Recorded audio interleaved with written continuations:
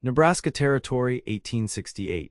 The unforgiving prairie wind howled across the grasslands, stirring dust into angry clouds that blotted out the afternoon sun. 25-year-old Owen Taylor squinted against the grit filling the air, his eyes burning as he urged his chestnut mare forward. The cattle drive to Omaha was still 3 days away, but this sudden dust storm threatened to scatter his employer's herd across half the territory. "No place for anything tender out here," he muttered, adjusting his worn Stetson lower over his face. "Just survival and hard work until the end." Owen had learned young that attachment was a luxury the frontier didn't permit. His parents' homestead burned when he was 14, his father killed by raiders, his mother broken by grief. For 11 years he drifted from ranch to ranch, hiring his gun and rope to whoever paid fair, keeping connections shallow as creek water in August. The young cowhand's lean, muscular frame shifted in the saddle as he peered through the swirling brown haze.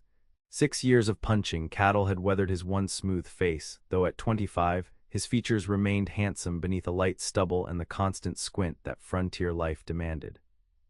What he wanted, all he'd allowed himself to want, was enough money saved to claim his own patch of land someday, a place where he answered to no one, a place without the complications that came with needing others. What Owen couldn't admit, even to himself in the loneliest hours of night watch, was the hollow ache that persisted no matter how many campfires or bunkhouses he shared with fellow drovers.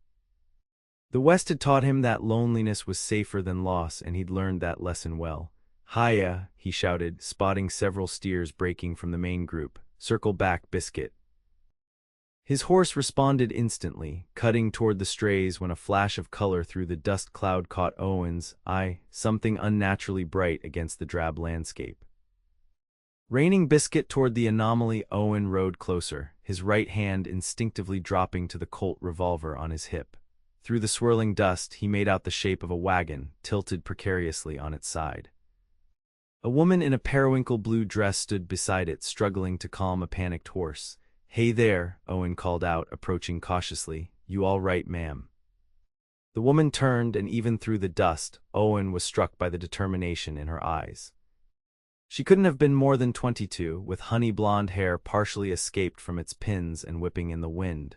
Despite the dire situation, she maintained a firm grip on her horse's bridle. "I need help," she called back, her voice carrying surprisingly clear through the howling wind. "My wagon wheel broke, and now this confounded storm has turned everything over." Owen dismounted quickly, tying Biscuit to the wagon. "Where were you headed? This is no place to be traveling alone." "I wasn't alone," she answered, her blue eyes flashing. "My uncle was with me, but he went to look for help before the storm hit. That was hours ago." Worry creased her brow. "I'm Molly O'Donnell. I was headed to my brother's homestead near the Platte." Owen glanced at the overturned wagon. "Owen Taylor. I work for the Crescent Ranch, driving cattle." He assessed the situation with practiced efficiency. "Storm's getting worse. We need shelter." "Everything I own is in that wagon," she protested, "and it'll still be here when the storm passes." He gestured toward the horizon. "There's an old line shack about a mile east. My outfit uses it sometimes. We need to get there before visibility disappears completely." Molly hesitated, glancing back at her wagon. "Ma'am, I don't mean to alarm you, but I've seen men die in dust storms less fierce than this one. Can't breathe, can't see. We need to move now." A particularly violent gust rocked the wagon further, sending a trunk tumbling out. That seemed to decide her. "Very well, Mr. Taylor." "Can you ride?" he asked, unhitching her horse from the damaged wagon. "I grew up on horseback," she replied, a hint of pride cutting through her worry. Owen helped secure what small items they could salvage, then assisted her onto her horse. As his hands briefly encircled her waist, he felt an unexpected jolt, as if the dust carried static electricity. He dismissed the sensation immediately. Getting entangled with a woman's troubles was exactly the kind of complication he'd spent years avoiding. Yet as they set off toward the line shack, Owen found himself glancing repeatedly at his unexpected companion. Something about her composure in crisis spoke of a strength that seemed rare, even on the frontier where hardship was the daily bread. "My uncle," she called over the wind as they rode side by side. "If he comes back and I'm gone." If he's got any sense, he's found shelter too, Owen assured her. We'll look for him once this passes. The line shack appeared through the brown haze like a mirage, a simple one-room structure with a sloped roof and a single window. Owen dismounted quickly, helping Molly down before leading both horses to the lean-to shelter attached to the cabin's side. Inside, the shack was spare but sound. A small iron stove stood in one corner, a narrow bunk built into the wall, and a rough-hewn table with a single chair completed the furnishings. Owen immediately set about securing the door and window against the driving dust. Not much, but it'll keep us alive, he said, reaching for the small supply of firewood stacked beside the stove. Lucky the outfit keeps these places stocked. Molly O'Donnell stood in the center of the room, brushing dust from her dress. Up close, Owen could see she was even prettier than his first impression, her features delicate but somehow determined, her blue eyes direct and intelligent. Thank you, she said simply. You saved my life out there.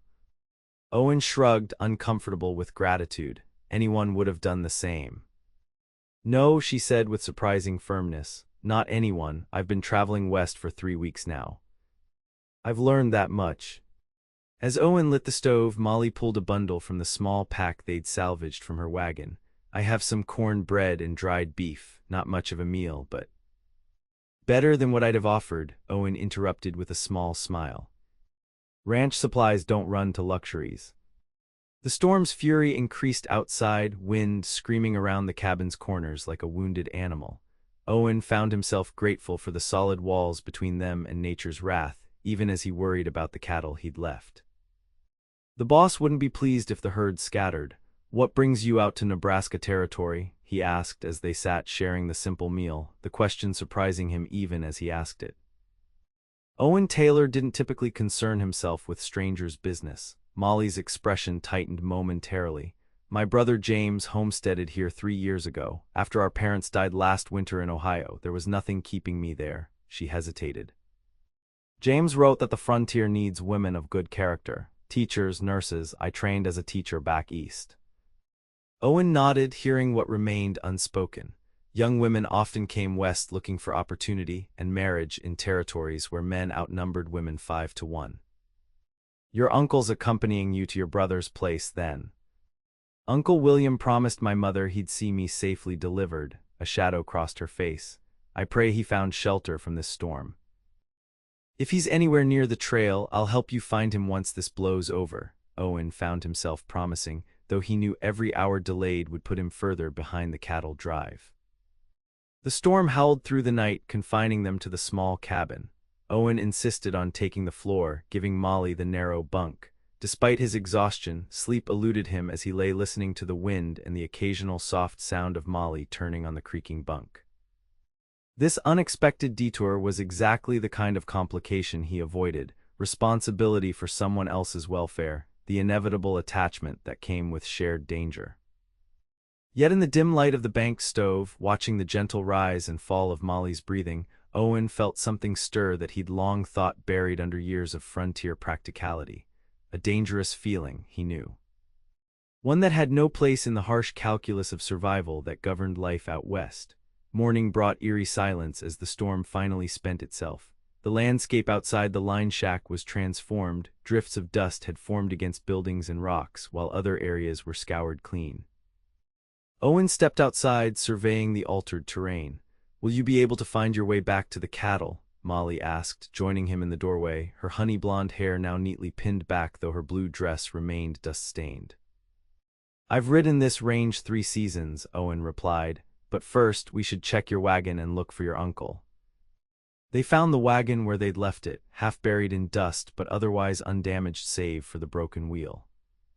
Of Uncle William there was no sign, though they spent hours searching the surrounding area. He must have found shelter elsewhere, Owen said, though concern tightened his voice. Men caught in dust storms often became disoriented, walking in circles until exhaustion and suffocation claimed them. Tears welled in Molly's eyes, though she blinked them back quickly. Perhaps he made it to a settlement and will send help. Owen nodded, unwilling to voice his darker suspicions. Your wagon needs repairs before it's going anywhere. My outfit's probably halfway to Ogallala by now, but, he hesitated, knowing what he was about to propose went against every rule of self-preservation he'd lived by for years. "I can help fix your wagon, then escort you to your brother's homestead." Molly's blue eyes widened. "But your job?" "There'll be other cattle drives," Owen said, surprising himself with the ease of the decision. "Can't leave a lady stranded on the prairie." For 3 days they worked together repairing the wagon. Owen rode to a small settlement 15 miles south, returning with a replacement wheel and supplies. During those days, as they labored side by side, he learned more about Molly O'Donnell than he'd known about anyone in years. She was 22, the youngest of 4 children and the only girl. She taught school in Columbus, Ohio, for 2 years before her parents' deaths from influenza. She played the piano, loved reading poetry, and had once broken her arm falling from an apple tree while helping her brothers steal fruit from a neighbor's orchard. "They dared me," she explained with a laugh that transformed her face. "I couldn't let them think girls weren't brave enough." In turn, Owen found himself sharing stories he'd thought long forgotten. About his mother's garden back in Missouri, his first horse, the time he'd gotten lost hunting and spent 2 terrified nights in the woods before finding his way home. "You were only 9, Molly asked, passing him tools as he worked under the wagon. "How frightened you must have been." "Taught me to pay better attention to landmarks," Owen replied, though what he remembered most was the way his mother had held him after, crying and laughing at once, while his father tried to look stern but kept patting his shoulder like he couldn't believe Owen was really there. The ease of their conversation unsettled him. Owen had spent years cultivating distance, keeping interactions with others, especially women, brief and impersonal, yet something about Molly's direct gaze and genuine interest bypassed his usual defenses. By the 4th day, the wagon was repaired. They'd agreed Owen would escort Molly to her brother's homestead, hopefully finding news of her uncle along the way. According to her directions, the O'Donnell claim lay along the Platte River, perhaps 3 days' journey northeast. As they set out, Owen riding alongside the wagon, Molly now drove confidently. He tried to remind himself this was a temporary arrangement. He'd see her safely delivered, perhaps collect the reward her brother would surely offer, then return to the life of a solitary cowhand. Yet with each passing mile, as they shared the journey's hardships and small pleasures, the stunning sunset that painted the prairie gold and crimson, the wild strawberries they found growing in a sheltered hollow, the stories exchanged around their campfire each night, Owen felt the walls he'd built around himself developing cracks. "Have you never thought of settling down?" Molly asked on their second night as they sat beside the fire after a long day's travel. "Having a place of your own instead of working other men's ranches?" Owen poked at the embers with a stick. "That's the plan, eventually save enough for a small spread, cattle of my own," he shrugged. "No sense rushing it, the land will still be here." "And a family?" Her question was soft, but it landed like a physical weight. "Frontier's a hard place for women and children," he said after a pause. "Seen too many widows left with nothing but hungry mouths to feed." "Is that why you keep to yourself, fear of loss?" Her perception startled him. "I keep to myself because it's simpler," he answered, more sharply than intended. "A man alone answers to no one but himself." "A man alone has no one to help when times get hard," she countered. "Like my brother James, he writes that neighbors have made all the difference out here. Barn raisings, harvest help, protection from raiders. No one survives the frontier truly alone, Mr. Taylor." Her words troubled him more than he cared to admit, challenging beliefs he'd held as truth for 11 years. That night, as he lay under the stars while Molly slept in her wagon, Owen wondered if his lifelong determination to need no one had been wisdom or fear disguised as independence.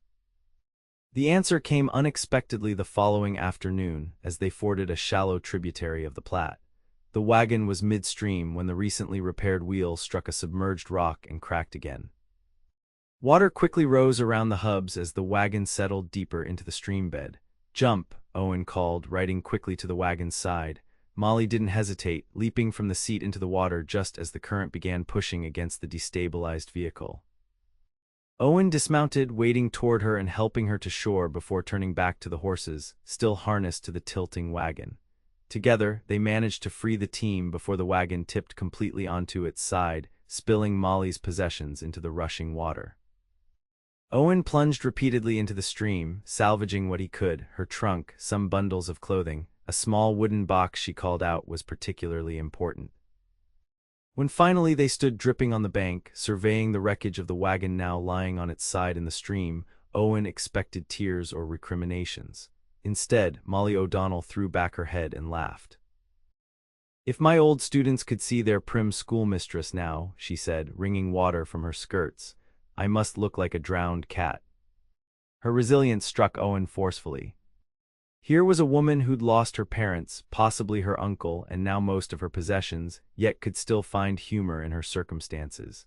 The contrast with his own carefully maintained isolation suddenly seemed stark. "We can salvage the wagon once the water recedes," he said, helping her spread clothing to dry in the afternoon sun, "but it'll take several days." Molly bit her lip, looking downstream. "My brother's homestead shouldn't be more than 20 miles from here, if my map is correct. Perhaps we could continue on horseback." Owen considered their options. "We'd have to leave most of your things behind." "Things can be replaced," she said simply. "And James will help us retrieve the wagon later." That evening, as they made camp with their reduced supplies, Owen found himself watching Molly with new eyes. She sat combing her damp hair by the fire, humming softly to herself. Something about her quiet confidence in the face of disaster touched something long dormant in him. "Why teaching?" he asked suddenly. "What made you choose that?" Molly looked up, surprised by the personal question from a man who'd largely kept conversation practical. "I believe in possibilities," she answered after a moment's thought. "Every child contains such potential. Teaching lets me help them discover what they might become." She smiled. "My father wanted me to marry the banker's son in Columbus." "A good match," he said, "but I wanted more than arranging dinner parties and bearing children." "And now you're heading to one of the most isolated territories to teach frontier children," Owen observed. "Quite a change from Ohio." "The children who need good teaching most are those with the least access to it," she replied. "Besides," she added with a small smile, "I find I enjoy the challenge of the unexpected, like dust storms and river crossings." Her words stayed with Owen through the night, enjoying the challenge of the unexpected. For years, he'd structured his life around avoiding precisely that: the unexpected attachment, the unplanned obligation, the unanticipated loss. Yet here was Molly O'Donnell, who'd faced as much tragedy as he had, embracing life's uncertainties with a courage he found himself admiring deeply. The next morning, they packed what they could carry on the two horses. Molly insisted on riding astride rather than side saddle, practical considerations overcoming propriety. "My brothers taught me to ride properly when our parents weren't looking," she confessed as Owen helped adjust the stirrups on her saddle. "Mother would have been scandalized." The touch of her hand on his shoulder as she mounted sent that same unexplained jolt through Owen that he'd felt during the dust storm. This time he couldn't dismiss it so easily. They rode through rolling prairie, following the course of the river. According to Molly's directions, her brother's homestead lay just beyond a distinctive rock formation that locals called Three Sisters, a trio of weathered stone pillars visible for miles. By mid-afternoon, the rock formation appeared on the horizon. Owen felt an unexpected twinge of regret. Their journey was nearly over. Soon Molly would be safely delivered to her brother's care, and he would return to his solitary existence. "There," Molly pointed suddenly, her face lighting with excitement. "I can see smoke from a chimney. That must be James's place." Owen followed her gesture, spotting a distant plume of smoke rising from beyond a small rise. As they crested the hill, a modest homestead came into view. A solid log cabin with a stone chimney, a small barn, fenced fields with crops beginning to show green, and a creek running nearby. It was a well-chosen piece of land, showing the careful planning of someone who intended to stay. As they approached, a tall man with the same honey-blonde hair as Molly emerged from the cabin, shading his eyes against the sun.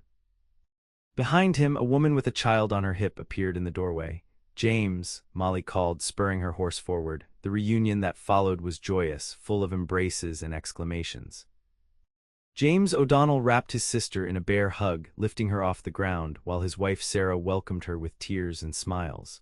Owen hung back, suddenly acutely aware of being an outsider to this family moment. "And who's this?" James asked finally, turning to Owen with curiosity. "This is Mr. Owen Taylor," Molly explained. "He saved me during the dust storm 3 days ago and has been my protector ever since. I fear what might have happened without his help." James stepped forward, extending his hand. "Then I'm deeply in your debt, Mr. Taylor. Welcome to our home." The O'Donnells insisted Owen stay for supper, which turned into an invitation to remain overnight. "The nearest town is 20 miles south," James explained. "Too far to start now." That evening, sitting at the O'Donnells' table, the first proper family meal Owen had shared in years, he found himself observing the easy affection between James and Sarah, the gentle way they tended their 2-year-old son, the evident care they'd put into creating this home in the wilderness. It stirred memories long suppressed of his own parents' partnership, of the security he'd once known within a family's embrace. "Have you heard anything of our uncle?" Molly asked as they ate. The shadow that crossed James's face gave the answer before he spoke. "I'm afraid so, Molly. A settler found his body 2 days ago about 10 miles south of here. It appears he became lost in the dust storm." He reached across the table, taking his sister's hand. "I'm so sorry." Tears filled Molly's eyes, but she nodded stoically. "I feared as much when he didn't return to the wagon. At least we know now." Owen watched her grief with a familiar ache, another loss in a life that had already known too many. Yet unlike himself, who had sealed off his heart after tragedy, Molly seemed to remain open to both joy and sorrow. Later that night, unable to sleep in the small room the O'Donnells had offered him, Owen stepped outside. The prairie stretched around him, a sea of silver-touched darkness under the full moon. He'd lived his adult life in landscapes like this, vast, empty, demanding nothing from him but the work of survival. He found Molly sitting on a bench outside the cabin, wrapped in a shawl against the night chill. "I couldn't sleep," she said as he approached. "Too many thoughts." Owen nodded, understanding perfectly. "I'm sorry about your uncle." "Thank you." She was quiet a moment. "He was a good man, gruff but kind-hearted. He wouldn't have abandoned me if he'd had any choice." Owen sat beside her, careful to maintain a proper distance. "What will you do now?" "What I came to do," she replied. "James says the settlement south of here has no teacher. Children are growing up without learning to read or cipher. I can change that." Her determination impressed him. "You're not afraid after everything that's happened?" Molly turned to look at him directly, her face beautiful in the moonlight. "Of course I'm afraid, Owen. Fear isn't the absence of courage, it's the reason courage exists at all." The simplicity of her wisdom struck him deeply. For years he'd mistaken his avoidance of attachment for strength, when perhaps it had been the opposite all along. "I should be moving on tomorrow," he said, though the words felt hollow. "Need to find work with another outfit." "James mentioned the Rocking M is hiring hands," Molly offered. "It's only 10 miles west. They're a good family, he says, fair employers." Owen nodded, not trusting himself to speak. The thought of remaining near her both attracted and terrified him. He'd spent 11 years building a life without permanent connections.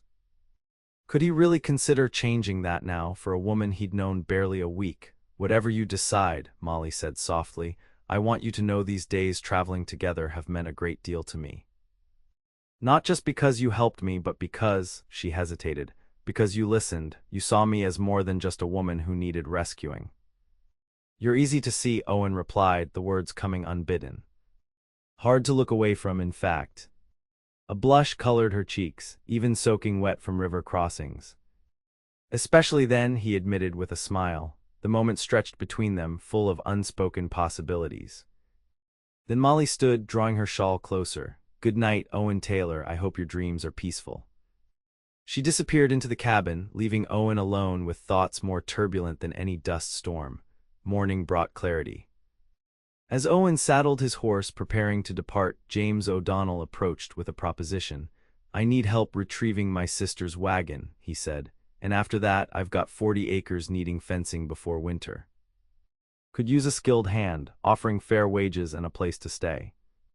Owen hesitated, suspecting Molly might have influenced this offer. "I appreciate that, but—" "Before you answer," James interrupted, "you should know the settlement's planning to build a proper schoolhouse this summer. Molly will be teaching there come fall. She mentioned you might be looking for more permanent work." The implication was clear. Staying would mean seeing Molly regularly. The thought both tempted and unnerved him. "I'll help with the wagon," Owen found himself saying. "After that, I'll think about the rest." 3 days later, having successfully retrieved Molly's wagon and belongings from the riverbed, Owen still hadn't decided whether to accept James's longer-term offer. The pull to return to his familiar, solitary existence warred with the unexpected desire to remain near Molly O'Donnell.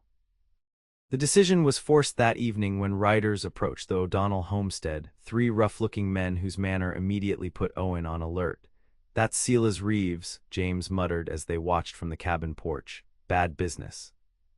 He's been trying to drive out smaller homesteaders to expand his range." The leader, a bull-necked man with a scar bisecting his left eyebrow, dismounted with casual menace. "O'Donnell, got a message for you. Water rights meeting tomorrow at Willow Creek. Might want to attend, seeing as how your claim to that creek yonder is in dispute." "There's no dispute, Reeves," James answered steadily.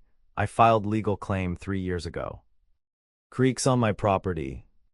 "Funny thing about paper claims," Reeves drawled. "They burn real easy." His gaze drifted to Molly, standing in the doorway. "This the sister I heard arrived." "Pretty thing." His tone made the compliment sound like a threat. Owen stepped forward, hand casually near his holstered Colt. "Something else you needed, mister?" Reeves's eyes narrowed, measuring this new player. "Don't believe we've met."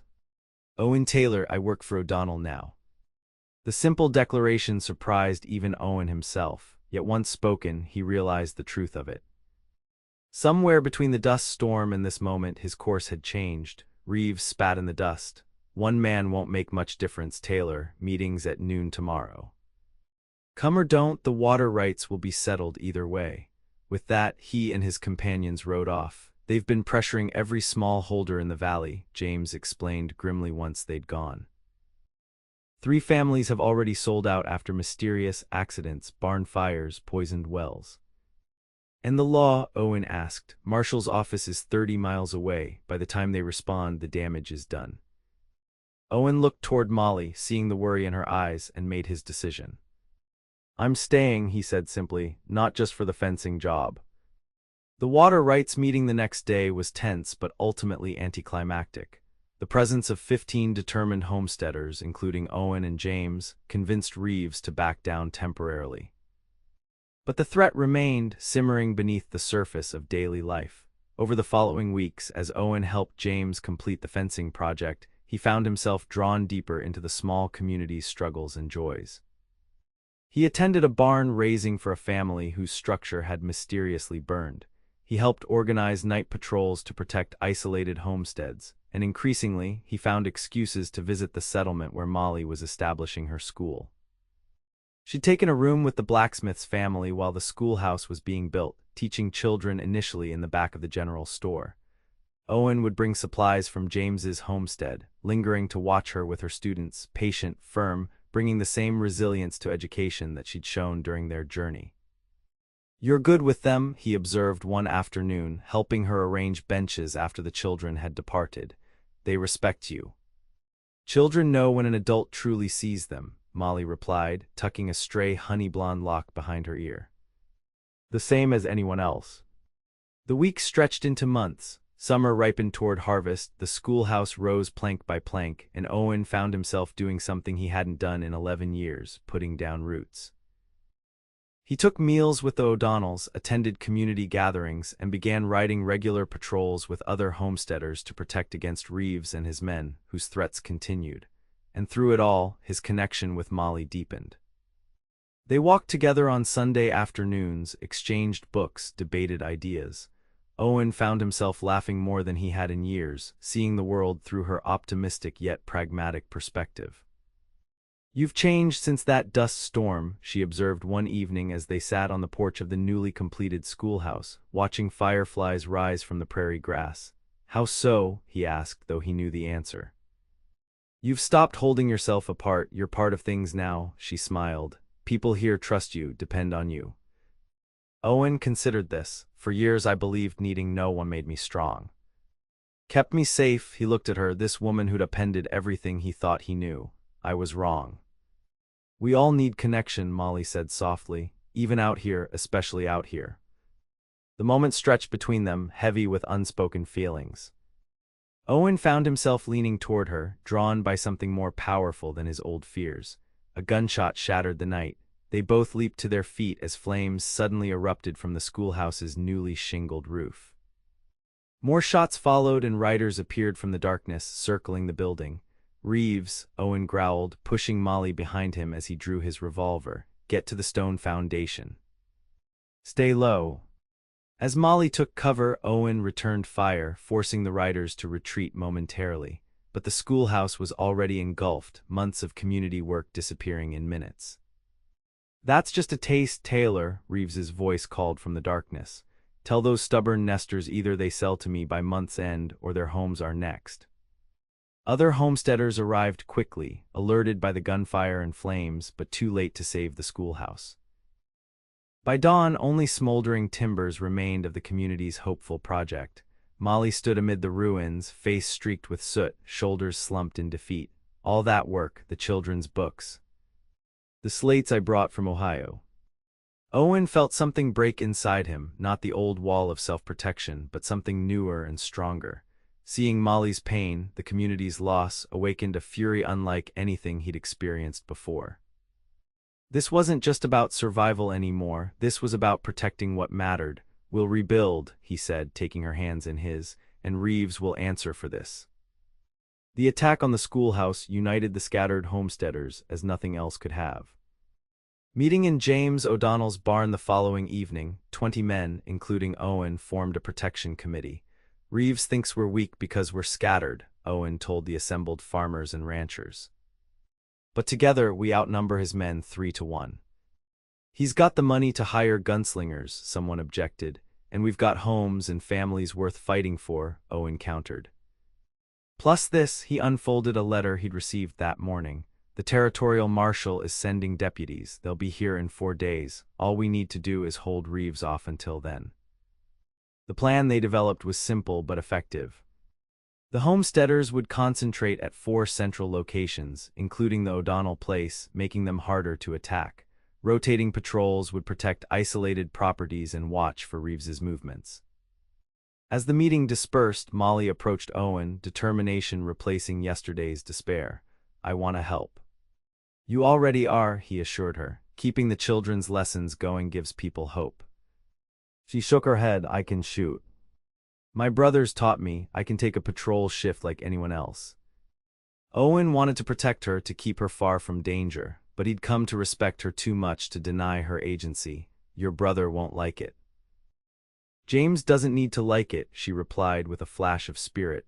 "This is my home too now. I'll defend it alongside everyone else." The confrontation came sooner than expected. Just before dawn on the 3rd day of their vigilance, Owen and Molly, paired on the early patrol, spotted riders approaching the valley from the north. Too many riders for a normal cattle drive. "Reeves has brought in hired guns," Owen muttered as they watched from a concealed position on the ridge. He counted at least 15 men, heavily armed, ride back to the O'Donnell place. "Sound the alarm." "And leave you alone," Molly challenged. "Someone has to warn the others. I'll follow as soon as I've seen which way they're headed." Reluctantly, Molly agreed, spurring her horse back toward her brother's homestead while Owen continued observing the approaching force. His heart sank as he watched Reeves divide his men into 3 groups, clearly intending to attack multiple homesteads simultaneously. The largest group, led by Reeves himself, headed directly toward the O'Donnell property. Owen rode hard, taking a shortcut across the creek to reach the homestead before Reeves and his men. He arrived to find James, Molly, and 5 other homesteaders already barricading doors and positioning themselves for defense. "They're coming straight for us," Owen reported grimly. "At least 7 men with Reeves. Others are targeting the Peterson and Wilson places." "We can hold them off until help arrives," James said, checking his rifle. "Marshall's deputies should reach the settlement by nightfall." Owen looked at Molly, who was calmly loading a shotgun. In that moment, seeing her courage, something crystallized within him.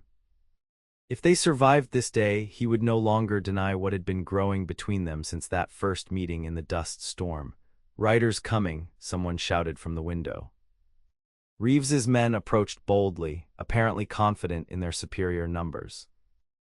They halted just beyond rifle range and Reeves himself rode forward. "Last chance, O'Donnell," he called. "Sign over your water rights and leave the territory or we burn you out." James stepped onto the porch, rifle in hand. "This is legally claimed land, Reeves. We're not going anywhere." "Then you'll die here," Reeves turned to his men. "Burn them out." The attack came in a rush of gunfire and shouted orders. Reeves's men charged the homestead from multiple directions, firing as they came. The defenders replied in kind, creating a deafening crossfire. Owen found himself beside Molly at an upstairs window, picking off attackers as they approached the barn. Her hands were steady on her shotgun, her expression focused. "Stay down between shots," he urged as bullets splintered the window frame. The battle raged for what seemed like hours but was likely less than 30 minutes.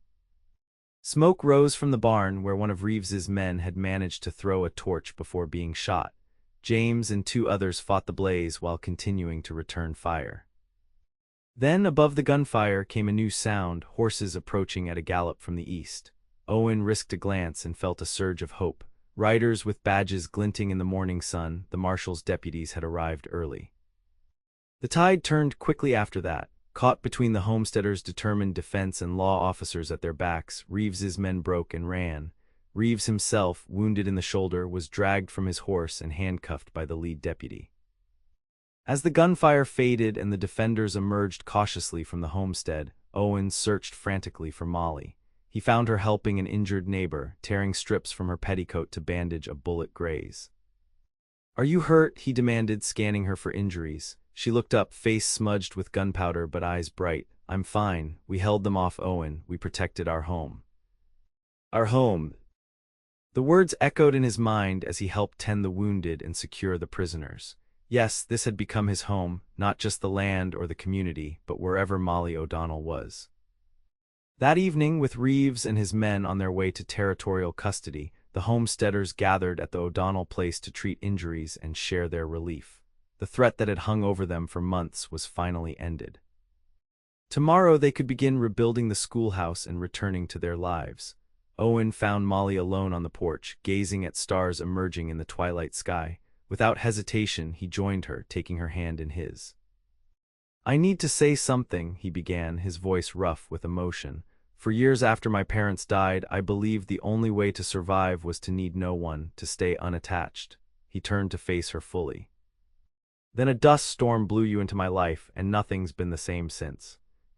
Molly's eyes shimmered in the fading light. "Owen, please let me finish," he said gently.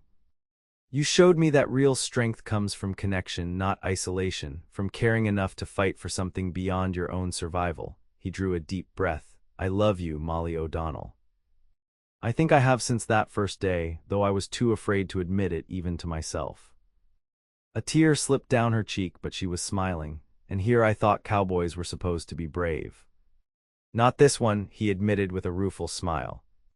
"At least not about matters of the heart, but I'm learning." "Then learn this," she whispered, stepping closer. "I love you too, Owen Taylor, dust storms and river crossings and gunfights notwithstanding." Their kiss was gentle at first, then deepening with the emotion of all they'd faced together. When they finally drew apart, Owen knew with absolute certainty that his life had changed forever.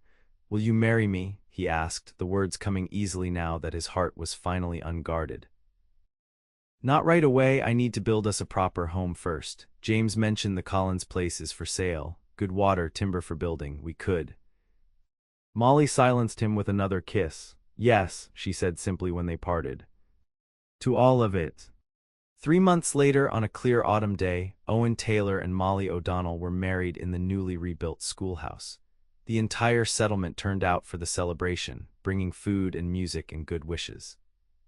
As they danced together beneath lanterns strung from the schoolhouse rafters, Owen marveled at the journey that had brought him here, from a solitary cowhand convinced that attachment meant vulnerability to a man surrounded by community, his heart open to both joy and risk. "Happy?" Molly asked, beautiful in her wedding dress, honey blonde hair adorned with wildflowers. Owen pulled her closer, no longer afraid of needing someone, of being needed in return. "More than I ever thought possible," he answered truthfully. Outside, the prairie wind stirred, carrying traces of dust that caught the lantern light like gold. Owen remembered that first dust storm and silently thanked it for changing the course of his life, for leading him not just to Molly but to himself. On the O'Donnell homestead's porch, now decorated with wedding gifts and well-wishes, James raised a toast to the couple, to unexpected bonds that become unbreakable, and to finding love in the most unlikely places. Owen and Molly's eyes met across the gathering, a look of perfect understanding passing between them. They had found each other in the midst of a howling dust storm, and built a love strong enough to weather whatever the frontier might bring.